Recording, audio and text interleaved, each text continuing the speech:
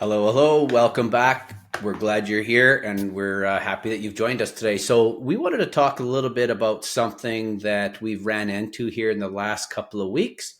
We've each had sort of similar experiences. So, we just want to talk about like, hey, you found your perfect home. Now, how do you make sure you don't lose your perfect home? Josh, how are you today? I'm doing great. And you know what? I just had this experience over the weekend.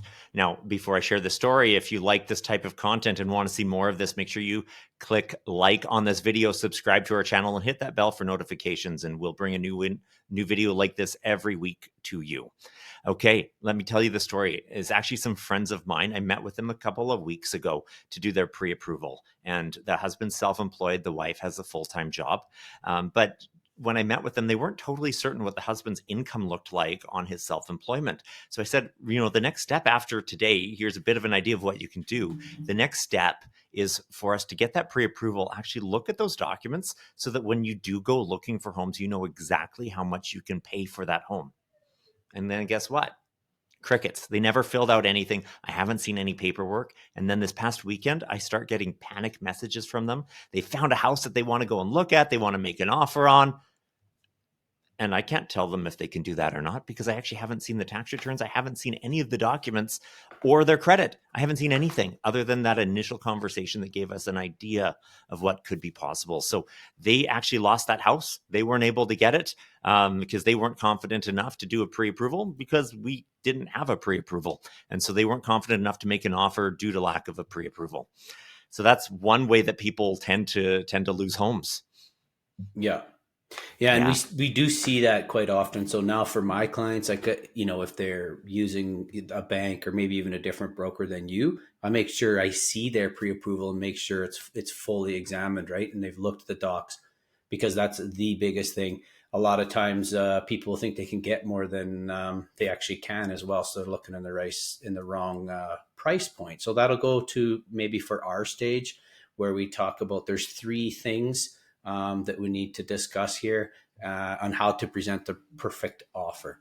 So first one is related to price actually, and there's two parts of this is making sure that the price that you're shopping in is what you're actually able to afford and you're pre-qualified for.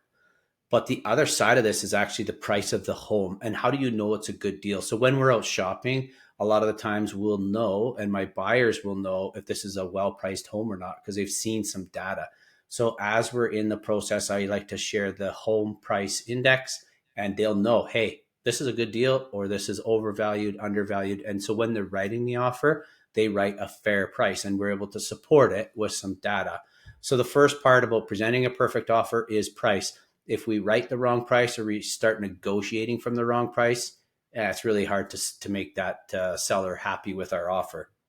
Can I Big actually time. jump in there really quick, Yeah. Jay? Like those same friends, they asked me a question because they're not working with you. They're actually down in Calgary. And Mm, they said, oh, this home's listed for 450. Do you think it would be good to make an offer for 350 to start? mm, right. How do you think that would go? Right. Like, I don't know what the Yeah. home's worth because I haven't seen it, haven't talked to a realtor about it. But I imagine if it's worth anywhere close to 425 or 450, a 350 starting offer might not get them what they're looking for. I think the biggest misconception here is that the sellers and their agent set the price. And lots of times sellers don't listen to their agent. They say, I want this. So that house could actually be worth 350. It could be worth 550. We don't know, right? So like every single house, they should know when they're looking with their agent if it's a good deal or not. So price 100% matters, and for that exact same reason there, right? Yeah. The second thing is possession. When are you going to take possession of the home? So there's lots of these other parts where the seller will ask for a specific possession, right?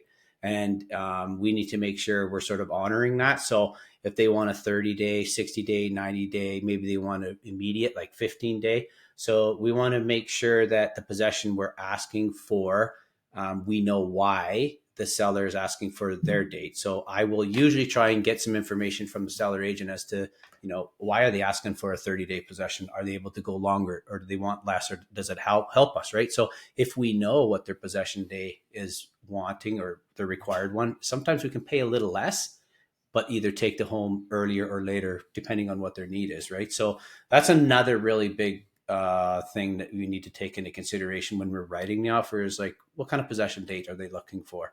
The last one is Right. conditions. And so a buyer, when they write a contract, they want to put some conditions into the contract that'll protect them. So it's usually related around full financing approval. So they can have a very solid and very firm pre-approval, but once the contract's done, the sellers agreed to sell it to our buyer, we have to send that contract to the bank for the full approval.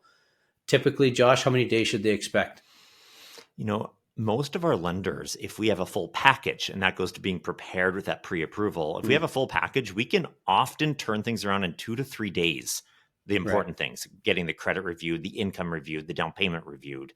Maybe there's collecting a void check or little small things that might be residual, but 2 to 3 days, if we have to, is doable if we're prepared before you make that offer. Otherwise, we need at least 5. And, if we haven't even done the pre-approval at all, we need closer to 10 days to get it all done. Yeah. So we're seeing that. That's what we're seeing too. So when I'm receiving offers on my sellers' homes, that's what I'm noticing. The realtor will come at me and say, "Hey, we want 10 business days." I'm like, "Why do you need 10 business days? Is your pre-approval not complete?" And then there's usually a little bit of radio silence, right? So if we can come in there and say, "Look, our guy's ready to go. We only need 3 to 4 days for our full financing approval. And we're going to ask for maybe a couple days after that to make sure we can get our inspection in and the inspection reviewed." So start to finish, maybe we only need 7 business days and the other guys are asking 10 to 12. So the That's condition dates huge. matter. It's a huge, I sold huge, my big home a few difference. years ago. Yeah. And I think we had 10 calendar days, which is only 7 or 8 business days. And I remember being stressed out because Yeah. we were getting ready to move already. We had our house beautifully staged. We had lots of showings. This was mid 2021 in the peak of that COVID craziness of lots of viewers or Mm-hmm. lots of viewings. We had a few different offers on the home, all very, very quickly, but we had our house beautifully staged. And we felt like we couldn't start packing up, but we were leaving Yeah. 3 weeks later, but we felt like we couldn't really pack up because what happened if that offer fell through? If they didn't, Yeah. something happened on home inspection, we were pretty confident, or bigger, something happened on their financing because we didn't actually know. So as a Yeah. seller, that can be nerve-wracking and can be a problem for sure. Yeah. So the shorter conditions, the better. So we can really appease the seller, right? And just tell them like, look, we only need like 6, 7 days. We don't need 10, 12. So these 3 things really, really help you find success. So that is the main part of this video, really, is to make sure that you do all the work on the front end to make sure you're really ready. And then when we're out together, right, you're going to know the pricing, you're going to understand all that stuff. So when you find the perfect home, you can pounce on it quickly, you can write the right offer, and then you can have some success. Amazing. Thanks. That's Yeah. I'm really excited to see more people prepared to make those offers and have those successful ones. If you like this, again, please click like, subscribe to the channel, and hit that bell for notifications. We'll see you next week. Thanks, Josh.